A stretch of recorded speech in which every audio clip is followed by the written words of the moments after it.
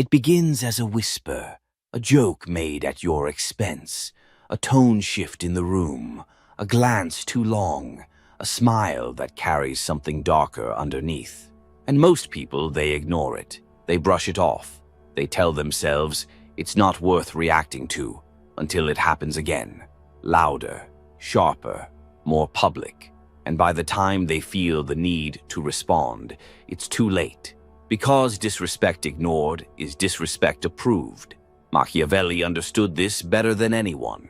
In a world obsessed with power, reputation, and dominance, he knew respect isn't something you earn, it's something you enforce. And when someone disrespects you, your next move determines everything. Not just what they think of you, but what everyone watching learns about how to treat you from now on. Because disrespect is rarely personal at first. It's a test. And if you fail it, you're not just marked as weak, you're marked as safe to disrespect again. So, when someone disrespects you, do this, not later, not in theory, immediately. You go silent, but not passive. Because here's the first Machiavellian law of handling disrespect. The person who reacts emotionally loses status, but the person who withdraws strategically becomes unpredictable. And unpredictability creates fear. Silence doesn't mean ignoring it. It means withdrawing energy. You don't laugh it off. You don't pretend to miss it. You don't explain how it made you feel. You make them feel your absence, in your gaze, in your tone, in your refusal to keep the energy flowing. It's a hard pause in the rhythm they were trying to create. A sudden black hole in a conversation they expected to control. Because disrespect only thrives when it gets feedback, like laughter, defensiveness, or appeasement. But when it's met with cold stillness, it reveals itself for what it is, a cheap, desperate grab at dominance. Machiavelli never struck first. He watched. He allowed his enemies to reveal themselves fully, confidently, before ever responding. And when he did, it was never with apology. It was with precision. That's your next move. Mirror back the violation. Not through insult, not through retaliation, but through question. Because when someone disrespects you, they expect an emotional reaction. They want to trigger your insecurity. What they don't expect is exposure. So you hold eye contact. You tilt your head slightly. And you say with surgical calm, "Did you mean to say it that way?" Or, "You sure you want to repeat that?" Or, "That sounded personal. Want to clarify before I respond." Each line is a controlled incision. You're not denying the attack. You're inviting them to make it again, on record, to double down, to make their aggression public. Most won't, because most people who disrespect you aren't bold. They're opportunistic. They test boundaries to see who will check them. And when you meet their move with silent tension and cold clarity, they begin to doubt their position. And that doubt is what you want. Not revenge, not drama. Doubt. Because the person who causes doubt in others, who makes people hesitate, stumble, correct themselves around them, doesn't need to demand respect. They radiate it. But here's where the game gets deeper. Most people can handle one moment, one confrontation. What they can't handle is consistency. If someone disrespects you once and you handle it, good. But if they sense that the door is still cracked, if your energy goes soft again later, they'll test it again. So the third step is this: reframe the relationship immediately. You don't return to normal. You don't pretend nothing happened. You redraw the line in how you speak, how you show up, and how unavailable you now become. Machiavelli knew that public punishment, when justified and timed well, not only ends a threat, it educates the room. So if the disrespect happened in front of others, let your new posture echo louder than any comeback could. Withdraw your warmth. Sharpen your language. Refuse their invitations. You don't need to announce the shift. Let them feel it. This is what separates the respected from the ignored. It's not dominance through intimidation. It's presence through principle. You've shown the room. I am not available for that. and I won't explain myself to make you comfortable about it. And now the social current flows differently. Others take note. They become cautious. Your name becomes one they speak with more calculation, less ease. Because the person who cannot be disrespected isn't the loudest. It's the one who knows exactly what to do the moment it happens. Not with noise, but with controlled silence, piercing clarity, and total refusal to make comfort more important than self-respect. That's how you end it before it begins. Not with anger, not with ego, but with exactly what they didn't expect: discipline, distance, and total command of the room. Disrespect is never isolated. It's a signal, a probe, a calculated flick to see how far they can reach before you push back. And once you allow one violation, like one insult masked as humor, one subtle dismissal, or one fake compliment laced with venom, you've taught everyone in the room what your silence is worth. And Machiavelli would tell you, once they see you as easy to violate, regaining control costs double the effort. So, in the aftermath of that first encounter, after you've gone still, called the moment without emotion, and distanced yourself, what happens next is just as important. Because people will test boundaries again. Not in the same way, but in subtler, more corrosive ways. They'll see if you truly meant it. They'll joke again, just with a smile this time. They'll exclude you from a decision and call it an oversight. They'll make a passive comment and watch your face for even a flicker of hesitation. That's when you make your second move. Reinforce the frame through disproportionate consequence. Machiavelli's philosophy wasn't built on fairness, it was built on effectiveness, and he understood something few people today are willing to accept. If the punishment is equal to the offense, it's forgettable, but if it's greater, it becomes unforgettable. You're not reacting emotionally. You're sending a message: you don't get to play with me twice. So when they cross the line again, you go colder, not louder. If they made the mistake publicly, you return the message publicly, but strategically, not through insults, through surgical rejection. They make a comment, you respond by pausing, looking them dead in the eye, and addressing the rest of the group instead. They ask you a question. You respond with a single-word answer, then shift your attention. They try to reclaim your warmth. You give them the social equivalent of a closed door. Polite, formal, distant. It's not aggression, it's removal. You're not trying to defeat them, you're demonstrating something more chilling. They've lost access. That's what hurts people the most. Not being insulted, but being ignored by someone who used to acknowledge them. And this is where most people fail. They want to be liked. They want to smooth things over. They want to believe that being the bigger person will earn them admiration. But Machiavelli would laugh at that, because respect isn't earned through forgiveness. It's earned through calculated consequence, delivered with silence, not anger. And here's where your real leverage begins. People are watching, always. They saw the moment of disrespect. They saw how you responded, and now they're watching to see if you will revert or if you meant what you projected. This is your opportunity to recast your image. Because image, according to Machiavelli, is more powerful than truth. And your image, post-conflict, becomes your armor or your exposure. You want your silence to be read as, he doesn't tolerate that, or she won't engage if disrespected, or you only get one chance with them. When your name starts carrying those associations, everything changes. People speak more carefully. They stop joking around in your direction. They introduce you to others with terms like no nonsense, sharp, intense. That's your new power. You didn't ask for it. You built it. One surgical response at a time. But there's one more layer, something deeper and more difficult. Because some people won't be stopped by public shame. They don't care about approval. They want your reaction. They thrive on destabilizing others, on being the disruptor, on testing boundaries for sport.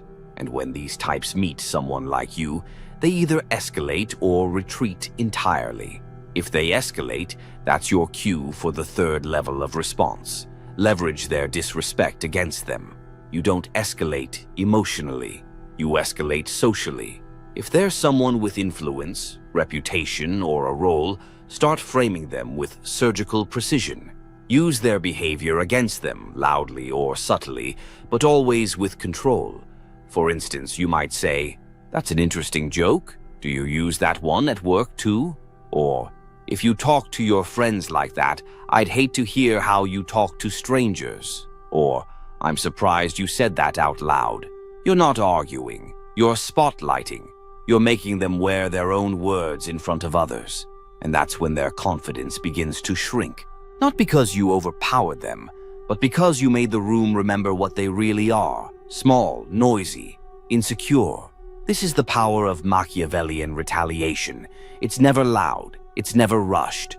It's measured, targeted, and executed with such calm precision that the other person doesn't even realize how badly they've just been checkmated. And the best part, you're still calm, you're still poised. You've let the disrespect hang in the air and then collapsed it into something they now own. That's how you build power in silence. Not just by refusing to react, but by making every disrespectful act a step toward their own exposure. And in doing so, you never chase respect again, because now they all know. You don't argue, you don't explain, you don't tolerate. You end it, quietly, surgically, and permanently. What most people don't understand is this: disrespect doesn't thrive on boldness. It thrives on safety. Not your safety, but theirs. They insult you when they think you won't respond. They mock you when they believe there will be no consequence. They push because they're confident you've never pushed back before. That's the fuel of most disrespect, the assumption that you won't do anything. But Machiavelli knew something different. He understood that power isn't about striking often. It's about creating the sense that you could, that at any moment you might choose to respond in a way they didn't expect and won't be able to contain. This is the next level. You become a threat without ever threatening. You don't need to say a word. You just need to become harder to predict. From now on, when someone disrespects you, and you've already made it clear where the boundary lies, your job is not to get them to like you. It's to make them uncertain of you. Not scared, not intimidated, just unsure. Did I go too far? Why is he so quiet right now? What's she thinking? Why didn't they respond like before? That uncertainty becomes your shield, because the person they're unsure of is the person they start avoiding. This is why Machiavelli warned against being too transparent, too consistent, too readable. A ruler who is easy to understand becomes easy to manipulate. But when you're silent, unreadable, and controlled, when you respond once, cold and surgical, and then retreat again behind stillness, you become an anomaly. And in social settings, anomalies shift dynamics. People begin deferring to you, not out of fear, but out of instinct, because the mind naturally protects itself from what it doesn't fully understand. So you lean into that. You don't talk as much as others. You observe longer than is comfortable. You say less than expected, but when you speak, every word lands. Now, here's the psychological twist. Most people think respect comes from being liked. It doesn't. It comes from being felt. When you walk in a room and the air changes, when people lower their voices, shift their posture, and adjust their tone, that's not popularity. That's presence. And presence is built through contradiction. You don't always respond, but when you do, it cuts. You don't need to dominate, but you refuse to be crossed. You don't ask for respect, but you remove access the moment it's violated. That's how your energy becomes a warning, a silent, unspoken consequence wrapped in calm control. But there's a final transformation, something few ever master. You stop reacting to disrespect as if it's personal. You start treating it as information. This is where your mind separates from the average person. They hear an insult and feel pain. You hear it and think, ah, there's the weak spot in them. They mock you, and you don't flinch, because you see through it. You read the need behind the disrespect, insecurity, jealousy, fear, projection, desperation to assert control in a place they feel none. That's the final twist of power. When someone disrespects you, it reveals them, not you. So you log it, you remember it, and you move forward, not by forgiving, but by calculating. Do they still get access to you? Do they need to be isolated publicly or privately? Do you use them to send a message to others, or let them disappear quietly? You're no longer playing emotional chess. You're orchestrating position. And as Machiavelli taught, the best position is one where others fear violating your boundary, even when you're not there. That's when you've won. Not when people admire you, not when they praise you, but when your absence carries the same weight as your presence. Because the people who never get disrespected aren't always the loudest. They're the ones who've made disrespect too expensive, not through rage, not through revenge, but through disciplined silence, disproportionate consequence, and unapologetic self-enforcement. You don't need to play the social game like they do. You play the power game, and when you do, everything changes. People hesitate before crossing you. Their jokes shift tone, their words soften, their energy recalibrates, because now they know. You're not here to fit in. You're here to be respected, and if they can't do that, you'll leave them in silence they won't recover from. There's a moment in every power dynamic, subtle but undeniable, when the room recalibrates around you. It happens after the silence, after the boundary, after you've made it clear without a word that you're not the kind of person to cross. It's not just that people stop disrespecting you, it's that they stop thinking they could. And that's the final layer Machiavelli would insist on. You don't simply respond to disrespect, you transform what you represent in their mind. Because in the end, power isn't about your reactions. It's about what people assume you do even if you say nothing at all. You become someone whose limits are unknown, whose silence doesn't signal submission, but preparation, whose calm isn't friendliness, but containment. And here's what most miss. Once you've enforced a boundary once, that's not the end. That's your reputation test, not just with the one who disrespected you, but with every single person who witnessed it, directly or indirectly. Because the moment someone crosses you publicly, everyone else is watching to see if your value is self-regulated or audience-dependent. If you hold frame under pressure without exploding, apologizing, or seeking validation, they feel something they can't describe: certainty.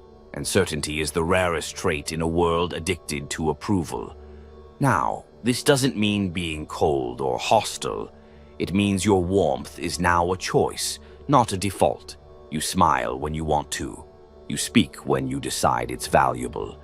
You give access only to those who've proven they don't take it for granted.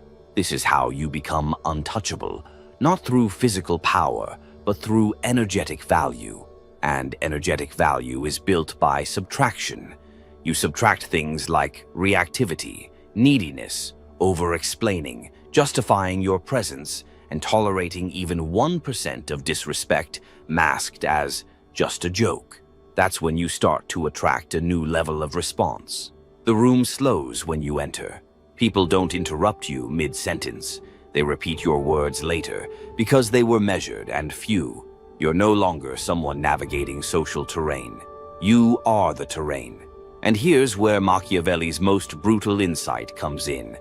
Men must be either respected or eliminated. In modern terms, either they understand your value or they no longer get access to it. It's not about revenge, it's about consequence without drama. The people who disrespect you once and then never again aren't the problem. They're the lesson. But the ones who do it again, subtly, repeatedly, manipulatively, those are the ones you do not correct. You vanish from their world. Or worse for them, you rise in power while they fade into irrelevance. Because in silence you exposed them, and in distance you reminded them. You were never accessible.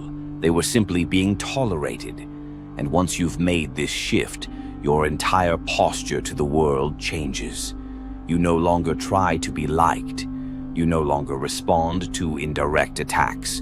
You no longer feel the need to prove that you're the bigger person. Because now, you've realized something Machiavelli knew centuries ago. You never have to defend what you won't allow to be touched. They can't disrespect you if they can't reach you. They can't undermine you if you never stood on their approval to begin with. They can't provoke you if your silence makes them question their own status. This is the apex of psychological dominance.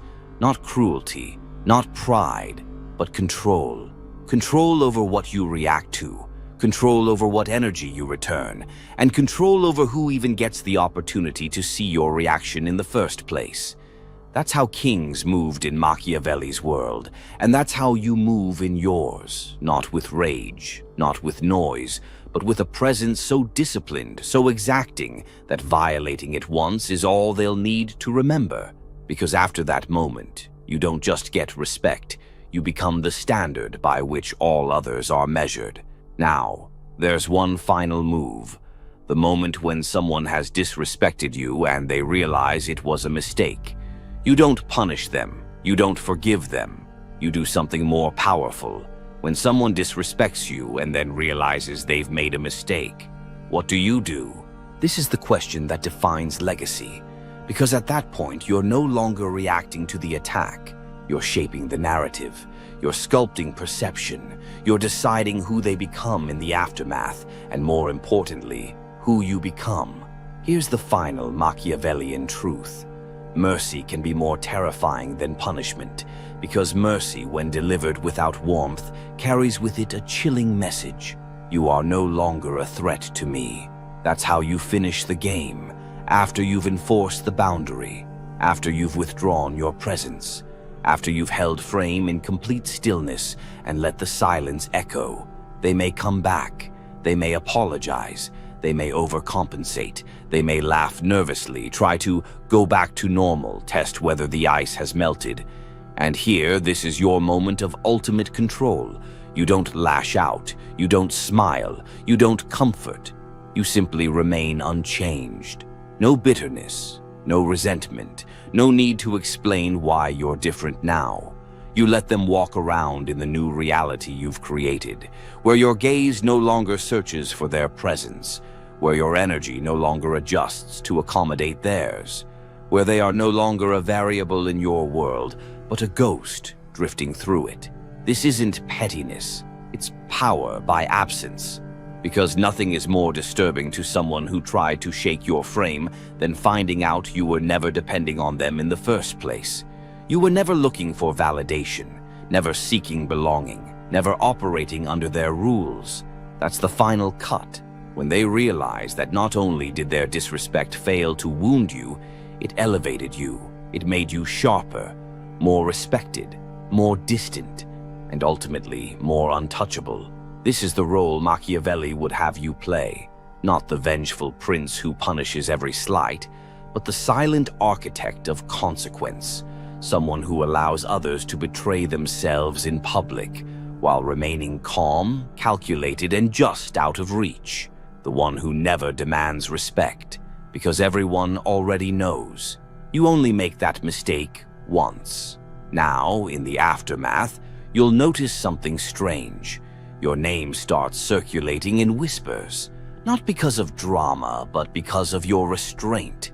People begin to say things like, "He doesn't say much, but when he does," or "I've never seen her lose her cool," or "You don't want to be on their bad side," or "Careful with that one, they don't come back around." That's what you've built, a reputation so solid that people self-correct around you. They double-check their tone. They review their phrasing. They ask themselves if you're watching, not out of fear, but because your energy now comes with weight. And from that point forward, you no longer have to fight for respect, because you've proven something rarer than dominance. You've mastered selective presence. You show up when you choose to. You speak when it matters, and when you leave, whether from a conversation, a dynamic, or a relationship, they feel it. Because the person who cannot be disrespected is not the loudest in the room. They are the one whose attention is no longer guaranteed. So let them talk, let them guess. Let them wonder what you'll do next, because they already know. If they cross the line, you won't explain, you won't argue, you won't chase. You'll simply disappear. And that silence will echo louder than any comeback ever could, forever.